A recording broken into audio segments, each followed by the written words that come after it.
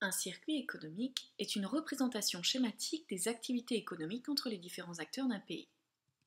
Selon la comptabilité nationale, il existe 6 unités institutionnelles ou 6 agents économiques principaux. Les ménages, qui représentent l'ensemble des personnes partageant un même domicile et dont la fonction principale est de consommer notamment avec leurs revenus disponibles. Les sociétés non financières, c'est-à-dire les entreprises dont le but principal est de produire des biens et des services pour satisfaire les besoins des individus et dont les ressources principales proviennent des recettes liées à la vente de ces biens et services.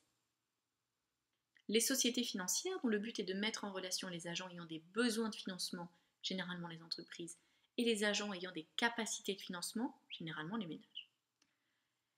Les administrations publiques dont le but est de produire des biens et des services non marchands et dont les ressources proviennent des prélèvements obligatoires comme les impôts et taxes.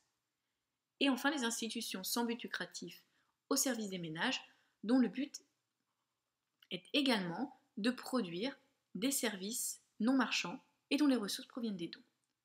Et enfin le reste du monde qui regroupe tous les agents économiques étrangers en relation économique avec la nation. La représentation simplifiée et schématique de la réalité économique d'un pays permet donc de mettre en avant les relations entre les différents agents selon leurs fonctions. Fonction de production, fonction de consommation, fonction de répartition de la richesse ou encore fonction d'investissement. Cette représentation reflète donc une vision globale, une vision macroéconomique. On peut ensuite avoir une approche microéconomique, où les agents sont soit consommateurs, soit producteurs.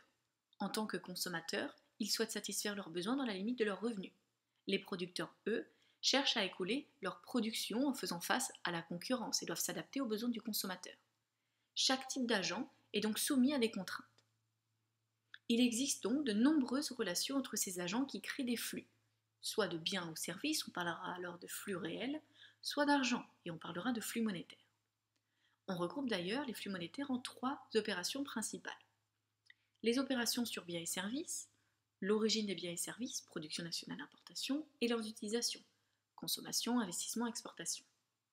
Les opérations de redistribution, ce sont des opérations de répartition entre les différents secteurs, prestations sociales par exemple, et les opérations financières relatives aux instruments de placement et de financement, comme le prêt et les emprunts.